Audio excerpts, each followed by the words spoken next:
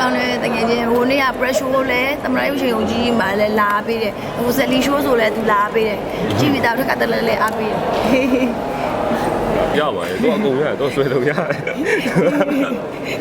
ဆိုရပြီးတော့ဟာတာလည်းရတယ်ဒရမာလည်းရတယ်ဆိုတော့ဒါပြီးတော့မင်းသားလည်းကျွန်တော်တို့စီနီယာကိုနေတိုးကြီးဆိုတော့ကိုနေတိုးရဲ့ဟာတာကားလည်းမကြည့်ရကြဘူးအဲ့တော့ဟောမင်းသမီးကလည်းကိုတကယ်ထက်ထက်ဆုံးဆိုတော့ဒါဘာလို့ပြောကျွန်တော်တို့ကအားပေးရမှာပေါ့အပြင်မှာတော့ရုပ်တည်နေတဲ့လူကအမြဲကြီးအောင်လုပ်နေတယ်လူဟဲ့နဲ့နားတော့မှမရတဲ့ခါကျတော့အသိပါအချင်းပါတယ်ကြောက်ပါပြောမလဲဘယ်လိုပြောမလဲခြာလေးနဲ့ပေါ့ပွတ်ပွတ်ခြာလေးအဲ့ဒါပဲပြည့်တဲ့တည်းကြိုက်တယ်ဟုတ်ပါဘူးဒီတိုင်းမှာရဲမပြောတယ်မမသက်ဘူးဘယ်လိုလဲပေါ့အဲ့တေးလေးပြောတာတေးလေးပြောနေတော့အတန်လုံးရအကြီးလေအကြီးတာဟာလိုက်လို့ရှိရင်မိုက်မလို့တော့ဘူးယောက်ျားတို့ရဲ့အတန်ရှိရတယ်ယောက်ျားကိုရီးအပွင့်မျိုးဒီမှာကျအပုတ်အပုံး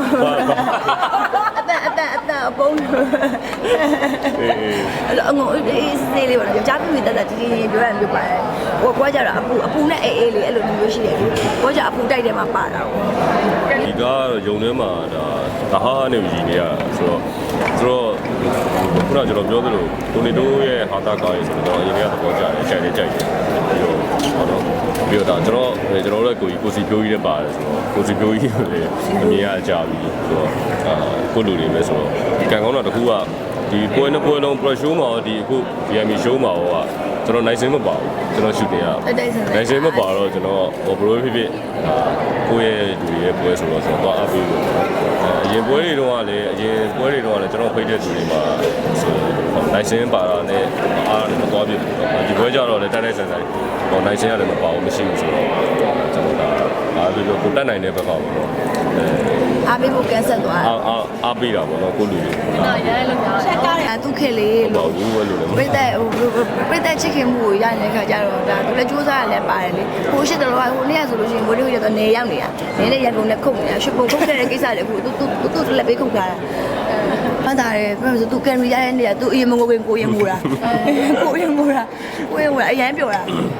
အရင်ပြစီခြင်းနဲ့အရင်ပြောသူအနေနဲ့လည်းဖြစ်ဘူးပါတယ်စိတ်ထားလေးလည်းကောင်းတယ်စိတ်လေးကောင်းတယ်သူတို့ပြောမှာယူသွတ်တယ်ပြီးရင်ကျေးဇူးရှင်တွေလည်းသူတိတက်တယ်အဲ့လိုမျိုးကိုရောက်စီခြင်းနဲ့ထိတ်ကိုအဲ့လိုမျိုးကျေးဇူးတင်ပါယူသွတ်တယ်လေဘယ်လောက်ယူလဲကိုသိရဲဆိုတော့ယူနေရတယ်မြန်မာမှာကောင်းနေရတယ်ပြလို့ရလဲဆိုတဲ့ခါကျတော့ဘယ်လိုပြောမလဲဟိုအခါကျရင်ရုပ်ရှင်ရိုက်နေရဆိုတော့မေ့ပြီးတော့အဲ့ character တွေကိုစီးမြော့သွားတယ်စီးမြော့ပြီးတော့သူကိုယ်တိုင်အဲ့တဲ့ကိုဝင်သွားပြီးတော့အဲ့လိုမသိတော့ဘူးနာမကျင်မာလည်းမသိတော့ဘူးလက်တီထိုးဆိုတော့တကယ်ကိုတာအဲ့လိုဟိုတန်းရတရားဒီတန်းရရနော်ဒီအလွတ်သူလက်ကိုနဲ့အတခုတူတယ်ဟိုဘာတင်နေညတင်နေတွေပါသွားပြီလားပြုတ်ဆောင်တင်နေတွေတက်ပြီပြုတ်ဆောင်တင်နေတော့တက်ပြီတဲ့ကြတင်နေမတက်ဘူးဒါမှမဟုတ်တော့မတက်တယ်ပါမသိဘူးမှုလာတဲ့အတိုင်းပဲဝုန်းဆိုပေါ်လာပဲအဲ့လိုဘာလဲမသိဘူးပေါ့နော်သူကလည်းမှုကတော့မှုသမားတင်နေတက်ဘူးမတက်တယ်မှုတွေတော့သိမယ်ဒါပေမဲ့သူကတော့လုံးဝတကယ်ကိုစီးဝင်ပြီးတော့မှုသမားအဲ့တော့သူမှုရှိတဲ့လောက်ကိုချကိုမှုရှိတဲ့လောက်ကိုချအဲ့လိုမျိုးဆိုအဲ့ဒီလိုကမ်းမှာအဲ့လိုလောင်သွားတာအဲ့လိုဖြစ်သွားတော့ညဘုံယူနေညဘာမယူတော့ယူတူတာပါဒီယောက်ကလေအဲ့တော့တလောကဆွေးပြတာပြီလိုက်ခေါ်ကြမောင်ခေါ်အဲ့လိုရှိမယ်ကိုခေါ်အဲ့လိုရှိမယ်တားလေးဆိုပြီးတော့အန်တီတွေကအစားချစ်ကြတာမျိုးစုံပေါ့ပြမယ်ဆိုလို့ရှိရင်ဟိုဗာလဲမေးတယ်ဆို80ရအသေးဆွဲရဲမုံဝဲထွေးလိုက်တော့မုံဝဲထွေးလိုက်တော့ဆန်းအတွက်ပဲနားမှာပါမဲ့ပါလာတယ်ကျေးဇူးတင်ပါတယ်နိုးလာသူ့မစင်ညမကိုတော့တောင်းစားတာမကြွေးဘူးသူ့ wall post လည်းတင်ပေးတယ်ဘူးမှမတင်ဖြစ်တာတော့သူ့ wall post ကစောင်းပျော်လို့တကယ် congratulation တင်ပေးရတာမကြွေးဘူးကျွေးမယ်ကျွန်တော်လည်းဘူးမှမကြွေးပြဘူးမကြွေးပြဘူးကိုလည်းဝယ်မစားပြဘူးမင်းကြောင်ဆောင်လို့ဒီတိုင်းပါပဲဟိုရိုင်းနေကျွေးပါမယ်ဆိုရဲစကားလေးပြောရုံနဲ့အကျဉ်းနဲ့ပါတယ်ဆိုတော့ဘယ်လိုပြောမလဲဒီမစားရတယ်ပေါ့အရင်တော့သူကျွေးပါမယ်မပြောဘူးဆိုခုပြောရတဲ့အကျဉ်းနဲ့ထဲလို့ပါသူ type ပြကြတာလို့ပြောမယ်မသိတဲ့လူနဲ့ကြတဲ့စကားအသိမပြောတတ်ဘူးမပြောတတ်ဘူးဆိုတာလည်းဟိုဘယ်အစားပြောလို့ပြောရမှန်းမသိရရဲ့ပါလဲပါမယ်နော်ပုံမှန်ကိုယ့်ကိုအေးစစ်စစ်နေတတ်တဲ့ type မျိုးလည်းပါမယ်ပြောရင်လည်းအမားပါမဆိုးတယ်အဲ့လိုမျိုးလေးအရင်တော့အခုကတော့နည်းနည်းပါလဲပြတော့ဟိုပြောရဲဆိုရဲတော့ရှိတာပါပဲပြောရတာပေါ့ဟ ပေါ့နော် social ဘာညာတာအဲ့လိုစူးပါတယ်ပြောလေလှုပ်လေဟိုလှုပ်လေအဲ့လိုပြောမပြောတတ်ဘူးဆိုကိုပြောသမျှဟုတ်ပဲသူပြောတိုင်းမှာပဲအဲ့လို copy အရန်ကူတာသူကမိတ်တူဆိုင်ဖွင့်လာတာအောင်မေးရတယ် copy အရန်ကူတာ ပြောတာအကုန်ပါပြီးွားဆိုတော့ အကုန်ပါပြီးဆိုတော့အဲ့လိုပါပဲအဲ interview မှာကြည့်တယ်အဲ့လို ခုလေသူပဲပြောကျွန်တော် comment တွေလာအောင်မယ်မင်းသားကိုပေးပြောပါအောင်အဲ့လိုဒါပေမဲ့ तू ကအဲ့တုန်းကဟိုရင်ထဲကတိတ်မပြောအေးတယ်ထင်တာ तू ချစ်တဲ့တငယ်ချင်းတွေသူ့ကိုချစ်တဲ့တငယ်ချင်းတွေကျတော့အကြည့်ကြခလေးလေးတယောက်လို့ तू အလိုလိုက်ရတာအကြည့်ကြ လုံကြီး တက်ပေါ်ဘလို့ကြည့်ကြ ပုံပေါ်တော့မယ် အဲ့ကြည့်ကြမှာတငယ်ချင်းဝေဖြိုးလို့နေသစ်လို့အကုန်လုံးကလေ तू ကြည့်ကြသမျှခံရတယ်ကိုလည်းကြည့်ကြသမျှခံရတယ် ပစီမနေပါဘူး အစင်းနဲ့မပါဘူးလား စစ်တက်တာလေမိမိတို့စစ်တက်တာ ဘယ်လိုပြောမလဲဟိုမိသားစုဥဆောင်နေရတဲ့လူတစ်ယောက်ဖြစ်တယ်ဆိုတဲ့အခါကျတော့လေသိလားနော် အေးဘကစီနဲ့လည်းမဟုတ်ပါဘူးလို့ဆို သုံးတဲ့တာတော့မဖြုံးတာ အဲ့လို အပ်ပဲနဲ့လည်းအကုန်ကြမများချင်တာပေါ့ဒါဟိုသူကအခုဆိုလို့ရှိရင်မိသားစုဥဆောင်နေရပြီမိသားစုစောင့်နေမှာသူ့ပုံမူတည်နေရပြီသူ့နောက်မှာရှိနေတဲ့ဝန်ထမ်းတွေရှိမယ်အဲ့အားလုံးတော့ကသူကဦးစီးဥဆောင်ဖြစ်နေအိမ်တော်ဦးစီးတယောက်ကိုဖြစ်နေပြီမိမသာမရသေးတာအိမ်တော်ဦးစီးတယောက်ကိုဖြစ်နေပြီဆိုတဲ့အခါကျတော့လေဟိုဒါတာဝန်ရှိတယ်လေအခုလက်ရှိကိုပဲတွက်ပြီးတော့ဟိုကိုသုံးနေတာသုံးကိုလို့ရှိနေတာလုံးလို့ကမရဘူးပြောပဲဦးစားပေးလို့မရဘူးဟိုတက်တော့လိုပဲပေါ့ဒီလိုပဲပေါ့ကိုမိဘတွေ့ကြည့်ရမယ်ဗာတွေ့ကြည့်ရမယ်ကိုယ့်ရဲ့အနာဂတ် plan တွေတွေ့ကြည့်ရမယ်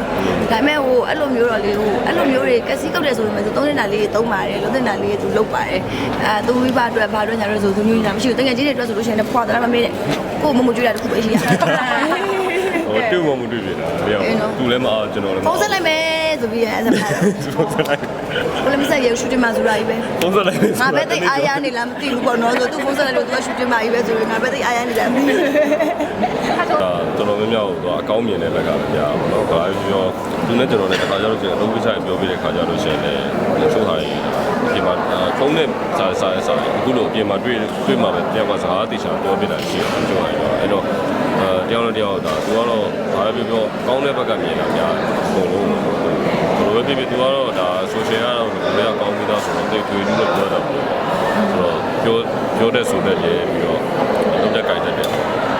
မှတော့ဒီလိုရှိတာပြောတာကောင်းတာများပါတယ်ဟုတ်လား ဘုရားများပါဘုရားနည်းနည်းတော့ရှိတယ် ညနေ သူကကျတော့ကိုယ်စီကပြောတဲ့ဆိုတဲ့ဘာညာတာကသူကသင်ယူသလိုကိုကလည်းသူ့စီကနေအဲ့လိုအနေအေးပြီးတည်ငြိမ်ဖို့အတွက်ကိုစူးစမ်းပြီးသင်ယူရမှာအဲ့လိုသူတို့လည်းကြတယ်တည်ငြိမ်ဖို့လိုတယ်လေနော်ကျတော့ဖေးဖေးမမပေါ့အခုဆိုလို့ရှိရင်တွေ့လို့ရှိရင်လည်းကြီးတယ်ငယ်တယ်မရှိဘူးကြီးတယ်ငယ်တယ်မရှိဘူးစီနီယာဂျူနီယာဘာညာမရှိဘူးအဲ့လိုဟိုကိုပါတဲ့ကားဟုတ်တခုဆိုလို့ရှိရင်လည်းကိုအားပေးတယ်သူအားပေးတယ်ဒီဘက်လို့ရှိရင်တခုလိုရတာရှိလို့ရှိရင်လည်းအဲ့လိုဒါလေးကတော့လုပ်တယ်ဒါလေးကတော့မလုပ်သင့်ဘူးအဲ့လိုတိုင်မင်တာရှိရအရင်တော့ဆိုလို့ရှိရင်ကိုဗစ်တိုင်မင်ဖြစ်တာပေါ့တွဲအလုံးလုံးဖြစ်တဲ့ခါကျတော့လေဒါလေးလုပ်သင့်တယ်လေးမလုပ်သင့်ဘူးဒါလေးကမလုပ်ချင်ဆိုတော့လုပ်သင့်တယ်နော်အဲ့လိုမျိုးတန်းတယောက်ဟိုခါကျလို့ရှိရင်လူဆိုတာကတော့လုပ်သင့်တယ်ဆိုတာသိပေမဲ့ဟိုမလုပ်ချင်ဘူးဆိုတဲ့စိတ်ရှိရမျိုးရှိရလေဥမာ तू ကသူနဲ့မဲပဲအရန်ဝတ်ချင်တယ်ကိုသူ့ပိတ်အောင်ပြုတ်ဝတ်ခိုင်းတာမျိုးအဲ့လိုမျိုးလိုအဲ့ဒါကကြာရင်လုံးရတယ်လို့ပါတော့အဲ့လိုမျိုးလေးပေါ့နော်ဟိုဘယ်လိုပြောမလဲတန်းတယောက်အပြန်လန်လေးတွေအကျဉ်းပြန်ပေးရလေးရှိရပါ အဲဒီတမကအများကြီးပေါ့နော်ဒီတမကဒီနည်းနည်းငါတို့ကစပြီးတော့ရုပ်ရှင်ကားကြီးတွေအများကြီးရပါသေးတယ်အများကြီးလည်းရိုက်သမျှကားနဲ့လည်းအောင်မြင်ပါစေလို့ကျွန်တော်ဒီရှင်တွေကဆူတောင်းပေးပါတယ်ဒီကလည်းအောင်ပေးပါတယ် ဟုတ်ကျေးဇူးများတင်ပါတယ်ဆူတောင်းပေးရတော့မင်းသားလည်းဒီ academy ရပြီးတဲ့နောက်ပိုင်းမှာပေါ့နော်ပို့ပြီးတော့မိဘကိုစိတ်ချမ်းသာပြည့်စုံထားနိုင်တဲ့မင်းသားလေးဖြစ်ပါစေပြီးတော့ပြည်သက်တွေအားလုံးရဲ့အရှိဖြစ်ကြတွေကိုလည်းလုံးဝတစ်စက်မှမလျော့စေဘဲနဲ့ပို့တိုးပွားနိုင်တဲ့မင်းသားဖြစ်ပါစေအနုပညာလောကမှာလည်းကိုရီမန်းထားတဲ့အရာတွေအားလုံးအကောင့်တွေပို့ပါစေလို့ဆူတောင်းပေးပါတယ်ပြီးတော့ရှုပ်ဖို့လည်းမမေ့ပါနဲ့ဆူတောင်းပေးပါတယ် တော့ပေါ်တော့လည်းဖက်စစ်မပေးတော့ဘူး မတွေ့စေချင်ဘူးသူကသူအေးစင်းနေပါစေပြည်သက်တွေအများကြီးရှစ်ပေးနေတာကသူ့အတွက်အေးချမ်းတယ်လို့ထင်တယ် ဟိုကတယောက်တည်းအေဂျင့်နေပြီရန်အေဂျင့်နေ အေးချမ်းနေပြီထင်တယ်